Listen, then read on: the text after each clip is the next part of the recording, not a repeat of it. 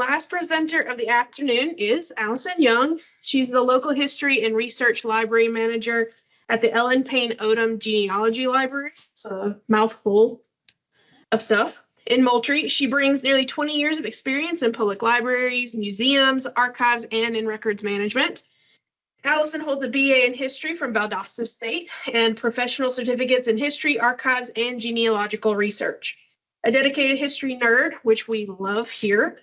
She is passionate about historic preservation, helping people, and cultivating curiosity. Everyone help me in welcoming Allison Young to the Georgia Archives.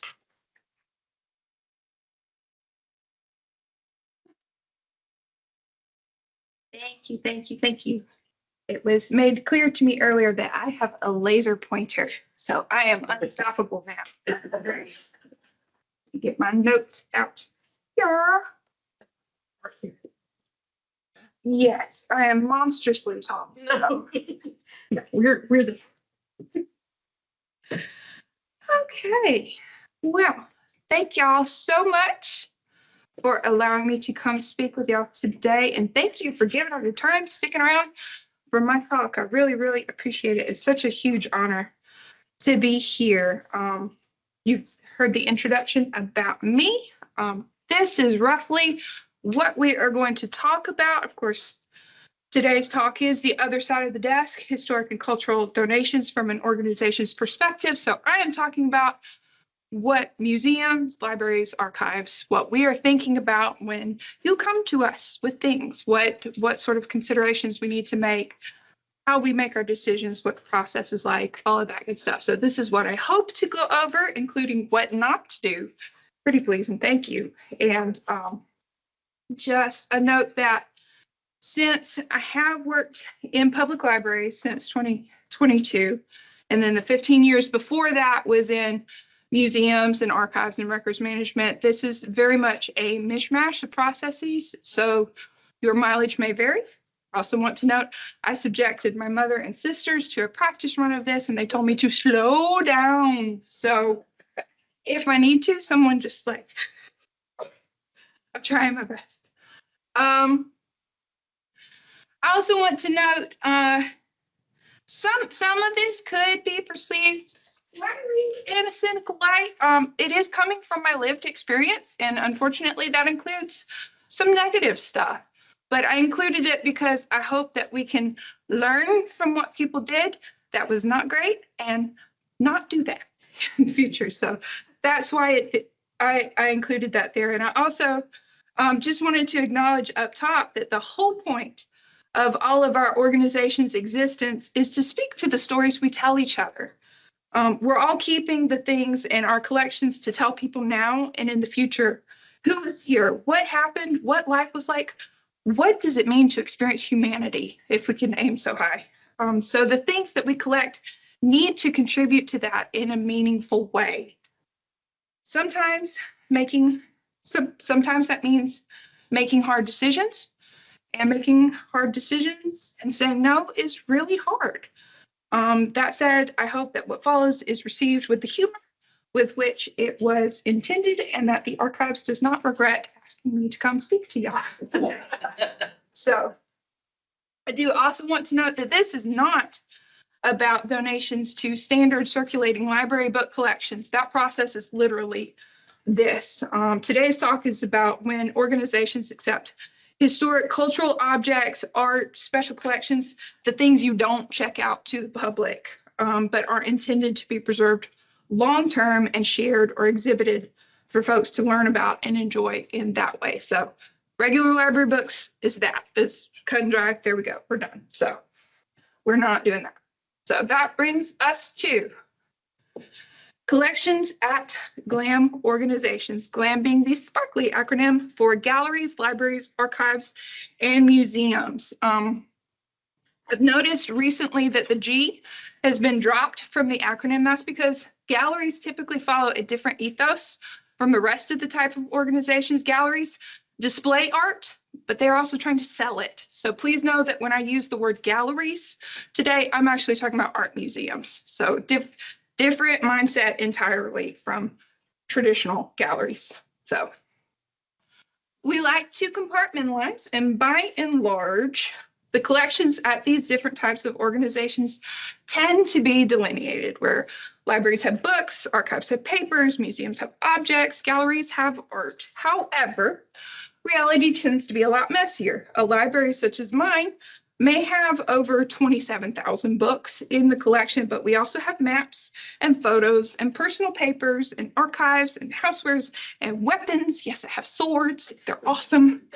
Statues, all the stuff in the back of the closet I can't even get to yet. We got all sorts of stuff. They're fun. They're fun.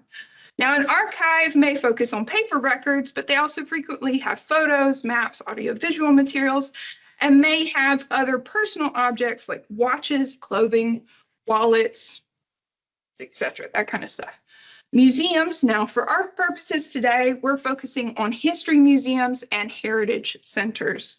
A lot of what we're talking about is also applicable to STEM organizations or science museums. Whoops, we went too far. But history museums have the added, things are shaking and I can't change my pages, the added weight of focusing more on people instead of scientific fact. And people are a lot messier than scientific facts. History museums display, excuse me, I have lost my train of thought. So while they may exhibit the stuffy stuff or the human-made objects used for everyday life and industry, when you think about it, that basically encompasses everything that we have. So you could have that stuffy stuff, but they overlap and they have all sorts of books and papers and maps and art and all of that sort of stuff too. So art museums, galleries may have art, but what is art? It could be sculptures, it could be paintings, it could be photos, it could be ceramics and glassware. It could be a personal item that just happened to be really thoughtfully well made. Like with history museums, art could really be everything. Or as Andy Warhol put it, art is anything you can get away with. So you can try and split things out into that sort of Venn diagram. But from my experience and observation, many, if not most, organizations have overlap, and everybody's got a little bit of most types of things, or they focus really hard on one type of thing, and then they made one exception for a special collection of some sort that might allow for other types of stuff. So more on those in a minute. One note too, that all of these types of organizations are also increasingly having to deal with born digital collections where there is no physical thing. There is nothing that you can touch, but you're still supposed to save it somehow and exhibit it and share it with the public without it being destroyed. And that presents its own sort of challenge there. That is a whole other talk entirely, but we're all having to deal with stuff that you can't even touch now, but you're still responsible for it. So that note on special collections. Now, this is a term that is typically used in libraries and archives. Usually it denotes extra special books, like since the library where I work is a specialized library, technically the whole collection is special collection. But some libraries have special collections where they require extra care, extra security measures over and above what's in the rest of the collection. Sometimes, again, you can allow for other types of stuff, but you got to have a reason for it. And that's usually if they are leaning hard on specializing in one type of thing. Now, the short answer for why organizations have or don't have things in the collection, money. The question is money. It always comes back to money. The more types of things you have, the more the more things that you have, the more types of things you have, the harder it is to take care of all of them well, underscoring well many, many times. So what follows here is the short story of a very fictional organization that didn't think about donations as they accepted them. So they're not making very conscientious decisions. So what could maybe happen in a very exaggerated scenario? So once upon a time, there was a sweet, just basic little square one library. They had books. They use mostly all the same supplies, and everything is largely stored all the same exact way. There may have some minor differences, like paper versus parchment, leather versus fabric or cardstock, but it's all generally in the same wheelhouse. You got books on shelves. Should note too, preservation aside, they should not be on wooden shelves like these because those off gases deteriorate the books faster. So if you suddenly, oh my goodness, thank you so much. This is gorgeous. We love it. If you introduce other objects to the collections, like glass art, then you're no longer just preserving and using books on shelves. But now you've got this beautiful thing. We love it. So now you have to invest in boxes or not. You might opt for open support storage, but that takes a lot more planning and weirdly, nearly as much budget to not put something in a box because you have to be careful about how you arrange your shelves. Then you have to learn what sort of conservation things to look out for with glass. This particular thing right there, I don't know if y'all can see all the little bitty cracks in there. This example from Bristol City Museum and Art Gallery is something called crizzling or glass disease, where high relative humidity has activated a chemical imbalance in the glass's makeup. Once this starts, we can't stop it.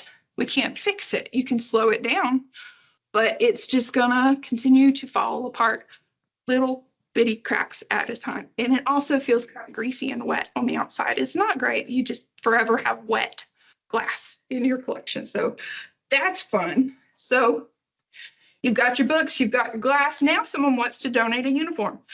Fine and dandy. It looks great. It's going to be awesome in the gallery. So now you probably have to find and store a large, unwieldy physical support to display it, which again should not be wood.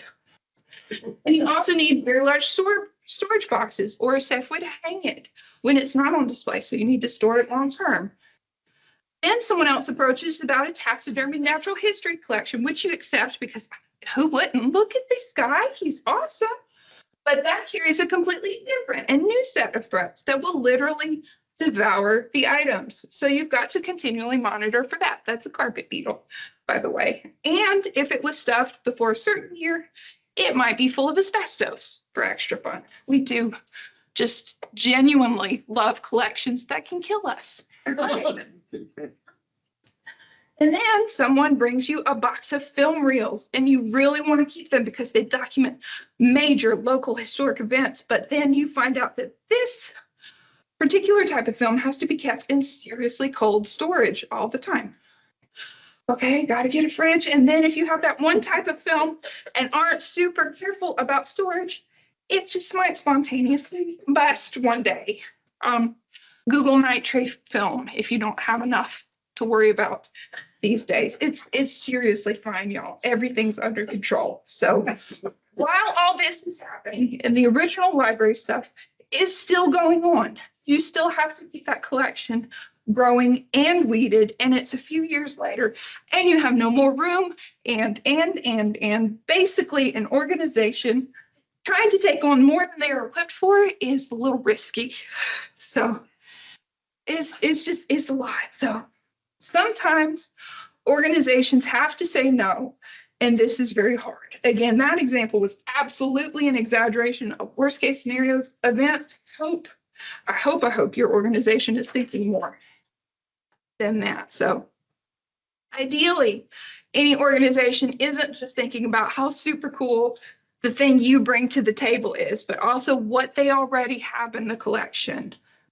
How well it's budgeted for, how well can they care for it, what room they have for something that is completely different, what sort of red tape do they have around something like what you are suggesting. So that exaggerated scenario might be hard to relate to. So here's a single real life version of the situation I have encountered multiple times throughout South Georgia.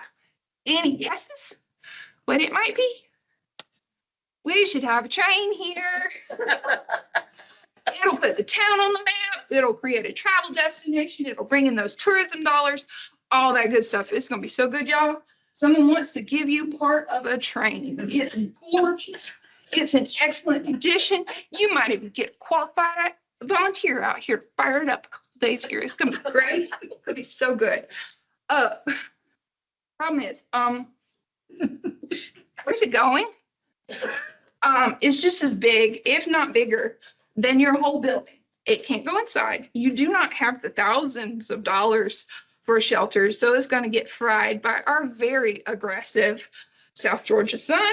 It's going to be out in the hail, hurricanes, bird poop, everything. It's just going to be out there. You have no budget for its upkeep, so it's going to get good and rusty after a while. You do not want to know how much it costs to repaint the train. It's stupid. It's stupid. You have no security or repair plan for dealing with graffiti and broken glass. And unfortunately, vandalism does happen in museums and libraries, especially to outdoor displays and especially to trains. They are vandalism magnets. You have no expertise in trains. You know nothing about them yet. So it's going to take a while to get even some basic descriptive text posted, let alone programming. And you best believe you put this thing out on your property and the super fans are going to start showing up and testing your personal knowledge when you feel least prepared. And again, trains are massive things that everyone loves. And no matter what signs or little fences you put up, someone will try to climb on it and probably fall and then try to sue you for their own bad choices. People are great. So sometimes accepting those super cool objects would become a project all of its own. And the organization has to be up for that. They may be in the middle of or approaching this phase of things. I hope not. Or maybe it's not a million different things or the one big thing. Maybe they're just budgeting their time and their resources with their normal stuff. They're trying to do a good job and they just need to pump brakes a bit on donations. So some organizations go so far as to say they will only accept donations for certain months of the year, just because they're trying to make sure that they don't get a bunch of backlog piling up. They're trying to process everything as it comes in. So they could be doing that. More often than not, if an organization tells you no, it's just because the item you've presented doesn't fit with their collection development policy, which is what we will get into next. So that kicks off what organizations think about when they are considering donations. Excuse me for just a moment. I forget how to drink water. Okay. Now, the single most important thing your organization should be thinking about is a collections development policy. This is the number one thing. If your organization has nothing else in this process, they should have this. This lays out the what, the why, the how of your collections, also deaccessions, how they decide when they need to get something, what that process looks like, and what they do with things, what they get when they get rid of them. So it should explain all of this stuff. You should be able to read this. It should not be hard to find. It should not be hard to access. This is not a private document. This is something that you should be able to walk up to the staff and ask them for it, and it should be able to be presented to you in a reasonable amount of time. You should, and also once you get it, you should see it reflected in the current collection. If you do not, someone's not following their policies, that's a whole other problem there. So, but that is the single most important thing, collections development policy. Next thing is budget. Of course, again, everything comes back to money, but budget isn't just the money. It manifests in other ways. There is the size or the volume of your donation. Are you bringing one photograph to them, or are you bringing 2 Rubbermaid tubs of photographs to them? Because, for an example, Gaylord Archival has acid-free folders. I think they're like 50 cents a piece. Not an endorsement, but it's 50 cents for a picture. Okay, if you have 2,000 photos, suddenly that's what, $1,000 you are obligating that organization to take care of your stuff. So consider the volume. That is what the organizations are thinking about. Also, what shape is it in? Would it need conservation? Is it so much that that's going to be prohibitive? What medium is it? Do they have other stuff that is similar? Like if this is a piece of glass, do they have other things that are made of glass in the collection? If this is a certain type of rubber, Do they already have those types of things in there? Because those have similar storage conditions that they need to meet. So what's it made of? Is it going to need unreasonable accommodations like nitrate film? Is it going to need any special ongoing or palliative care? Is it something that's going to have an unnaturally short lifespan? Something like that would be a plastic artifact where, you know, we have cannonballs and we have some textiles, we have all these other things that they're in pretty good shape for being hundreds of years old, but you have a computer or you have some sort of plastic toy or something, it's only 50 years old and it doesn't look very good.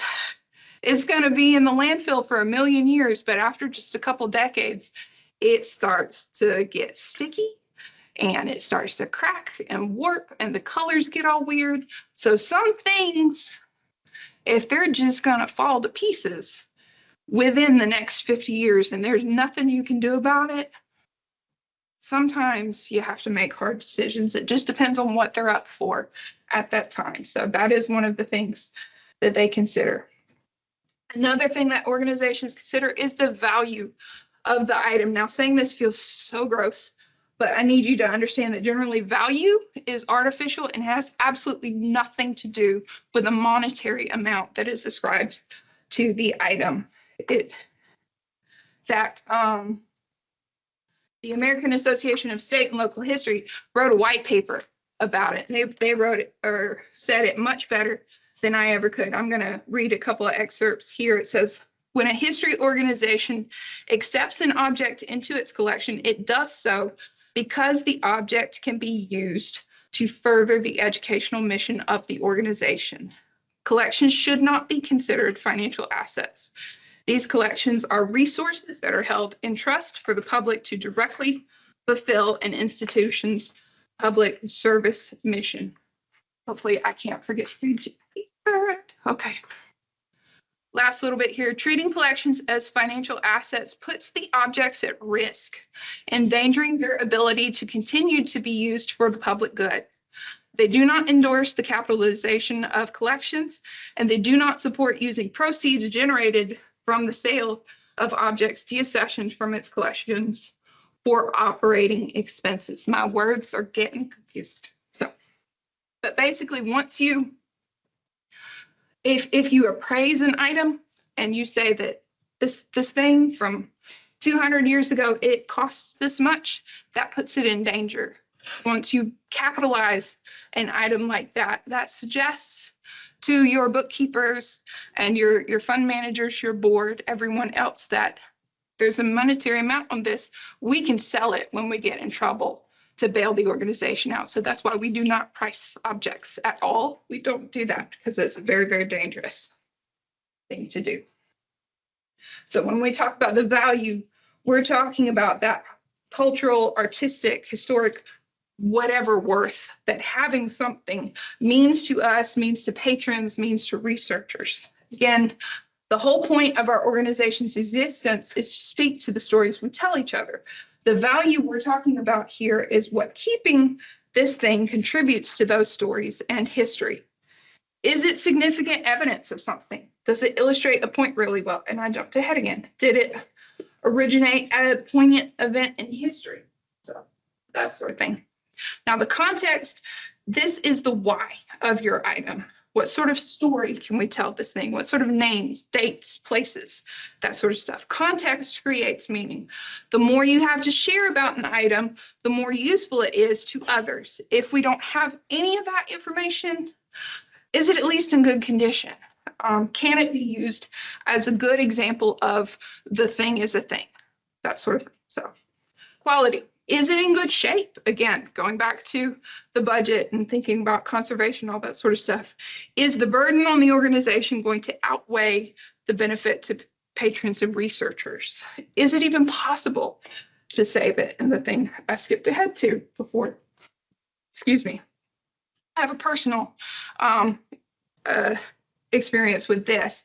A couple of years ago, I was fortunate enough to get to go see the Star Spangled Banner in Washington, D.C. I don't know if any of y'all have ever gotten to do that, but when you go there, you walk into a room and it is dark.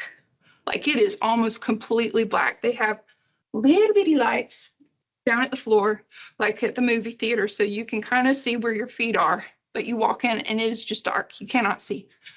There's a big glass window and you just stand there and you wait. And after a while, they'll dim the lights up and then they dim the lights down. And you stand there, wait, and after a while, they'll dim the lights back up and they'll dim them back down.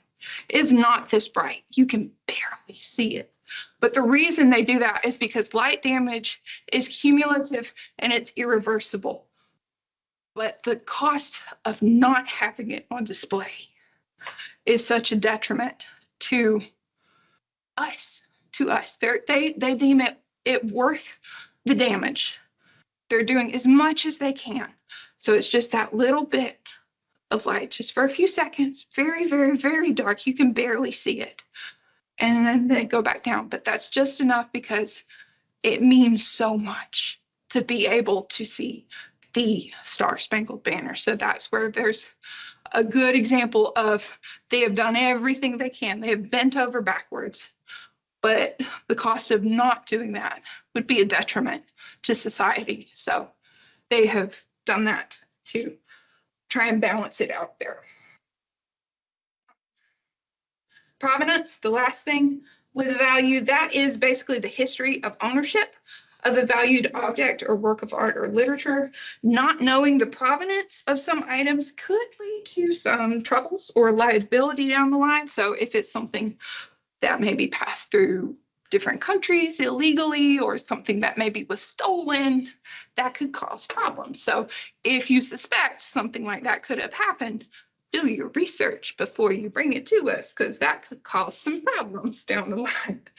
So here's one last example of how provenance and historical context of an item can change our perception of things. So you have a pair of glasses. You know nothing about them. They're just a good old pair of glasses. You have no names, no dates, no nothing, but they're in good condition. They could be used in an exhibit as a good example of the thing as a thing. So this is glasses. Or you have a pair of bifocals that you know was designed by Benjamin Franklin. That's pretty cool. Is that one? Or you know for a fact that it's the same pair that he wore in a painting that was created during his lifetime. So you see how the perceived value of something changes based on what you know about it. Suddenly you add names and dates and places and things, and suddenly that pair of glasses suddenly becomes like, oh, it's that pair of glasses. So that is how context, the value of something could change based on what you know about your thing. This does not mean make up stories about your stuff. Organizations should be researching all of their collections. And sometimes we do find out years or even decades down the line that the stories we were told weren't true. They should be researching, but please don't make things up. Just write down what you know. Don't try and make it fancy. Write down what you know. So now we're going to get into the process. This is highly generalized, but this is what I see as a best case scenario. Thing number one, the donor is alive. Bequests are possible. There are a lot more paperwork. We don't like having to deal with lawyers, just like you don't. It's not great. There can be a lot more family drama. Don't wait until you're dead. If you're thinking about donating something, do it before you're on your way out the door. Please, please, please. Next thing, the donor is familiar with the organization and already supports it. Is this necessary? Absolutely not. But it does help you in other ways. This can look like having a library card, having that museum membership, supporting the organization financially, volunteering. You know, are you supporting the organization? This should not change their perception of your donation. This should not factor into that donation decision. They should not be prioritizing people who support the organization over others, but it helps you in other ways. For one thing, you help ensure the good health of the organization by actually being there for it, not just giving your stuff to them. Having a museum of wonderful special things is great, but it is also so sad if nobody comes to see it. So yes, donate, but also support regular operations. You want your donation to matter? Make it matter by supporting those that are already there. Meaning is what you make it. So it also helps you understand the organization better, how it operates, whether you like and trust the staff and the leadership there, what the collection is like, whether this would be a suitable home for your donation in your own perception. Like you can see for yourself whether or not you think this thing would fit in. So next thing you do, you contact the organization and discuss a donation. And I cannot stress this enough, before you ever show up at the door with the thing in hand. Don't do that. If you walk in the door with the items in hand before you've spoken with anyone, they aren't prepared for you. They don't know, or you don't know if they're accepting donations, if they have the staff at hand to receive it, if the policies have changed, any of that. So always touch base with the person who is officially authorized, underlining that many times, to receive donations first. Not talking about the little part-time circulation person at the front desk. I'm talking about the actual manager who accepts donations. So make sure you touch base with them. Then you read that paperwork, the collections development policy, the donation paperwork. And again, all of these things, except discussing the donation with the staff beforehand, before you show up, most of these things overlap a lot. So, but yes, always, always, always check with them before you show up with stuff. But you will read the paperwork. Make sure you read the collections development policy so you understand all the fine print, all of that. You also read the donation paperwork. This is usually called a deed of gift. The deed of gift should cover at the least the date when this is happening, the names of all the donors. If the object belongs collectively to more than one person, they all need to agree to it. You can't just give away your part of it. And then suddenly everyone else is like, hey, where's my thing? You know, they've all got to sign on to it. Contact information, what you are donating, including a physical description to the point where they can walk down the aisles of their storage. They can read what you wrote there and identify that thing on the shelf. Dissociation is real. So we need to understand what we're looking for when we go to process it. We need to be able to understand what it looks like, how big it is, all that sort of stuff. So a really solid physical description. The context, again, all those names, dates, who, what, when, where, why, that you know about it, and the provenance. Who had it before you? Who had it before them? It doesn't have to be perfect, but the more you know, the better. So it also has, whoops, do it again, legal aid bits. So that usually includes some sort of acknowledgement of the collections development policy, that where you understand all the fine print of the donation. You are transferring custody and ownership, and it can also include copyright. Now, just because you are donating something to the organization does not mean that you automatically own the copyright. So sometimes this part gets struck out, but if you do own the copyright, you usually are agreeing to that as well. You will legally sign this, and it will also have staff bits on it, like the name, title, and signature of the person who received it, some sort of log number to track the items, what the accession became if it was accepted. So those sorts of things. There's usually a back and forth period for more information. Again, these steps are usually pretty fuzzy. This may involve more paperwork. They may have a specific questionnaire that they send to you asking specific questions about the item. Excuse me, depending on the size of the organization, the decision to accept it might be up to a single person, a team, or a formal committee. So they may want to arrange a loan of it while they decide. They might want to look at it in a meeting, be like, okay, what do we think? While they consider all the paperwork in front of them. So again, each organization is going to be different, but sometimes that happens. If approved, you proceed to finalizing all of that paperwork. Again, you fill out everything completely. Don't leave blanks in your name or your contact information. I've seen this so many times. Just because you think that the staff there know who you are. Object donation records are permanent. So the people that work there 60 years from now aren't going to know you from Adam's House Cat. So fill it all out, completely respect them and the care that you hope they will continue to give your items by filling everything out completely so they have a full record of where this came from. Then you arrange for the physical custody of the item. This could be delivery or pickup. Again, you arrange this with the person. You don't just show up one day, you coordinate. Okay, what are we doing? What day? What time? Either they're coming to get it, you bring it to them, whatever. But again, you schedule it with them so it's not a surprise. And then you should get some sort of donation acknowledgement, a thank you letter at the very least. And then you continue to support the organization. There may be a follow-up consultation or further interviews, getting some more information, but that's pretty much it. So that is what the donation process looks like there. You go back to supporting them, and it's all great. Drag all your friends along to come see it if it goes on display. All right, so now bringing back that cynicism alert. So now we're going to go over some of what not to say and do. Pretty please, and clearly I'm nervous about this part because my ears started ringing. So I have been on the receiving end of all of these multiple times, so I am going to be more than a little salty for a few minutes, but I hope y'all bear with me.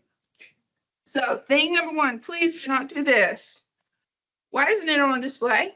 For most organizations, it is physically impossible to display everything at the same time, and you would have read in that collections development policy and the deed of gift that when you donate something, you do not dictate when or if it goes on display. We will do our best.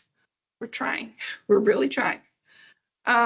So it might need conservation. It may be in processing. They may be working on getting it digitized. Exhibits take time, minimum 6 months if you're trying to do a really good job. So just don't do that. So thing number two, can I have it back? That was a really awkward day, y'all. It's so awkward. Generally speaking, donations are final. You just went through that whole thing. And you change your mind, make up your mind before you put all of us through that, because that is a massive waste of time. Reholding it back after a deaccession is rare. If you have second thoughts about how your family and friends feel about you giving this thing away, don't give it away. Deal with those feelings before you finish the process. So please don't waste our time. And frankly, this one's just rude and it puts us in a very awkward spot. Can I come borrow it or whatever? Outgoing loans may be an option, but the lender sets the terms. It's not yours anymore. The organization you gave it to decides what happens with it now. You might be able to set up some sort of research appointment with it, maybe, but it's not yours anymore. And you can no longer walk into the museum and just pick it up and start doing stuff with it like you still own it. It belongs to the museum now. So don't do that, please. This one, I'm really nervous about, y'all, but please bear with me. I found this at Goodwill. One thing, we have no provenance. If you just go thrift shopping for us, we have no idea where this thing came from. It needs to be really, really, I'm talking like local high school yearbook, something that is obviously from the area for us to accept something like this. Do not just bring something to the organization because it looks old, okay? Bring it to them because it matters somewhat to you. You need to be able to explain why this thing matters to you, to your family, to your organization, whatever it is. The who, what, when, where, why, those sorts of things. If you don't have that information, it needs to be a really good example, again, of the thing is a thing. It needs to be a really good condition, but don't go thrift shopping for us. Please don't. This one is so great because the state actually made a law about it. Abandonment, where We do have a process to legally claim property that is abandoned on our premises. But again, we have no provenance. We have very limited context. And also this process takes 7 years. So if you want us to have the thing before we can legally claim it and do anything with it, just fill out the paperwork. It's not that hard, please. If you want us to have it, don't waste 7 years of it just sitting on a shelf with us unable to do anything with it because we have to go and file all the legal announcements, all that sort of stuff. Just fill out the papers. It's not that bad. And this is the very worst one to me, worse than abandoning stuff, is you or the dumpster. I hope y'all don't ever get this one here. I have gotten it a lot before. That I know of. Don't say this to any staff person ever. If someone in your family dies and you are having to deal with their stuff, I understand that is hard. I've been there. I've had to clean out relatives' houses, but you cannot outsource your guilt when you're having to make those hard decisions. So got to be a grown-up, got to make hard decisions, no guilt trips on other people. Also, if we're the alternative to the dumpster, do you respect the rest of the collection that little? I mean, that's not very nice. Just don't do this. So when you're giving things away, don't try and guilt trip them into taking it. So that brings us to how you actually prepare for the donation right here at the end. Get it together. Know what you have, know where it is, make lots of notes. Again, write down the provenance, the context. If it's a mystery item, make sure it's in really good shape. Without any of that, it's really hard for us to make an informed decision. Pick your organization, do your due diligence on them. Find out, do they accept donations? Don't get your heart set on your thing going to this one particular organization until you find out for sure that yes, they're accepting things and yes, they actually want your thing.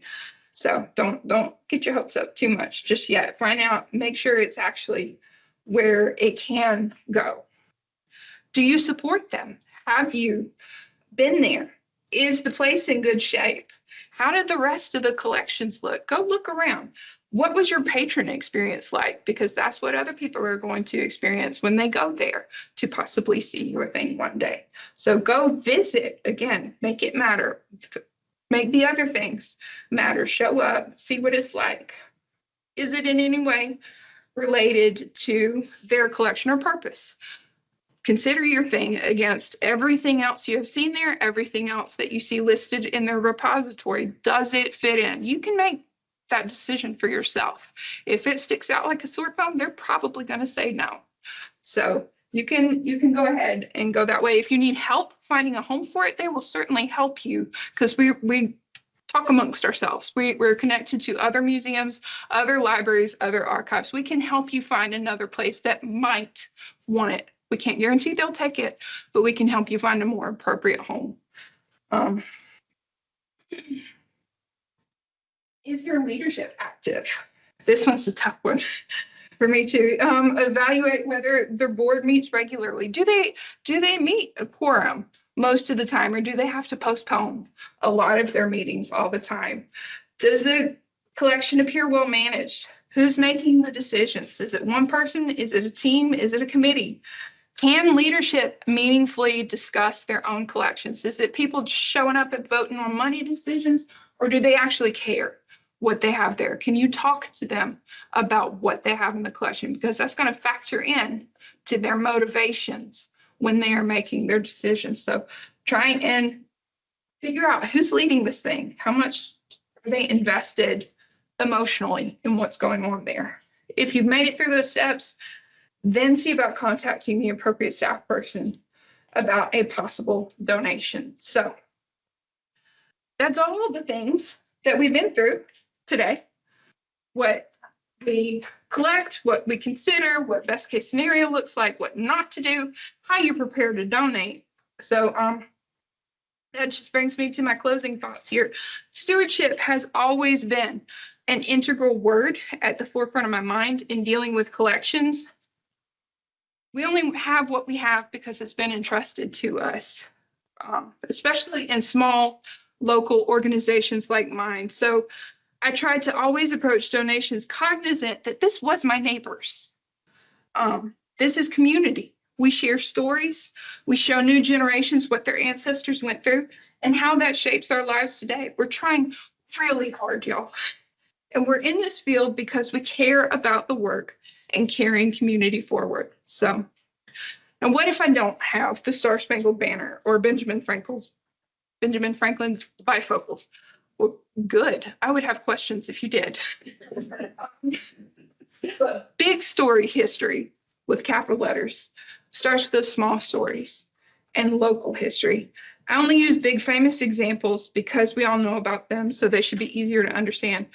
The South has so many gaps in its history telling, especially in the southern half of the state and especially in its smaller towns. So don't underestimate the value, that cultural, historic, whatever worth of your thing. If you can explain the meaning of something, who's in the picture? What is this building? When is this from? Find you an organization, go ask around. That can mean so much to some organizations. So what if you don't have anything you want to donate? Fine, but please remember, all these organizations could always use your support in other ways. Come visit, listen to the guest speakers, go to the programs and tours, click all the links on the website, use the research tools, spread the word, drag your friends and family along, donate financially if you can, volunteer your time if you can, just show up for the organization and prove it matters to you. Again, the whole point of our organization's existence is to speak to the stories we tell each other.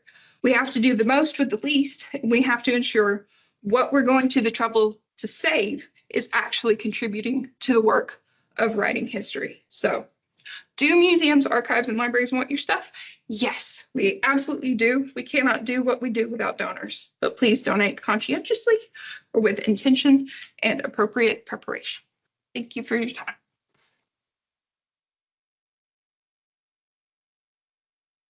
Any questions? No questions? I mean, it's kind of adjacent, but when you said the part about not to capitalize the donation, Yes.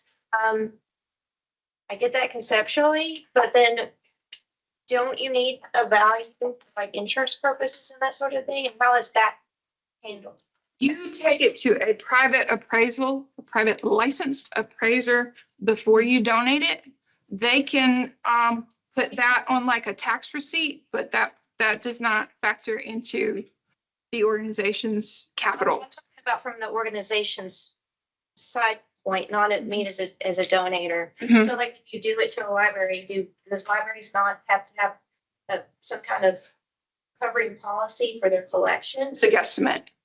So it's just We can't buy more if it gets destroyed in a fire anyway. So if it's gone, I mean, that it'll help us like rebuild in somewhat, but that stuff is gone. The cultural values. the best case or something. Is to value that?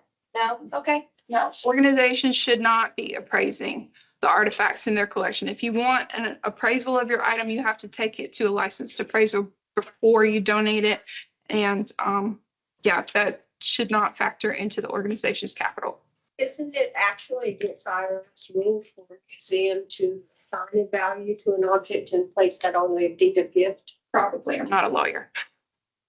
I was just thinking from like the insurance part of that, like how would that be considered? It's always a guess. It's always a guess. Like they pick a big number, but again, if it gets destroyed in a hurricane or fire, we can't go buy more anyway. Margaret Mitchell's dress is gone. You know, Benjamin Franklin's glasses are gone. They're gone. You can't get more. You can't go get more. So the money just really just helps you build a new building and you can't get more. So, yes, ma'am. Experience, the Atlanta History Center did an installation about my grandfather and the African-American settlement in Buckhead that was named after him. And the city of Atlanta named a park after him. And then when they changed the name, I was able to get the sign for my mother. And this sign had been in my basement for 35 years or so. And I thought surely with it had rotted or some kind of damage to it. And then the Atlanta History Center, when they came to me, maybe now about 4 years ago about this installation, they wanted to borrow the sign. They had learned that I had it. And so I had to sign, papers and all of that to loan it to them for 4 years. And when that time was over, I thought about it and I said, you know what? It's going to go right back in my basement and it's just going to sit there. And so I decided to make a permanent donation of the sign to them. And so I would encourage people, if you have artifacts, if it's just sitting somewhere in your attic or your basement, our children don't want our stuff. I have learned. And so I would encourage you, if it's something of value, not monetary value, but other value, put it somewhere where somebody's going to appreciate it. Yes. Please don't wait until you're dead. Because then they're having to make those decisions and it's that much worse. So go ahead, talk to everyone, make sure that they're on board with it. They're not going to come back years later when they find out that some paintings that you donated were actually worth something and it's actually can. So go ahead, have that talk with them because that happened too. Go ahead and talk with them, make sure everybody's on board and just go ahead and deal with it. Just do it. So anything else? Yes, ma'am. I was just gonna support the whole doing it before you pass away. It also is a really beautiful thing. Like my mother, she's 90. About 5 years ago, we made an additional. She has this huge collection. She's written a book about it, all this kind of stuff. She has all the originals, and she's already donated 2/3 to the Atlanta Center. And she was like, well, y'all can just give it. And I said, you know what? I would much prefer you to know what you gave, give it, and then you can go visit your collection.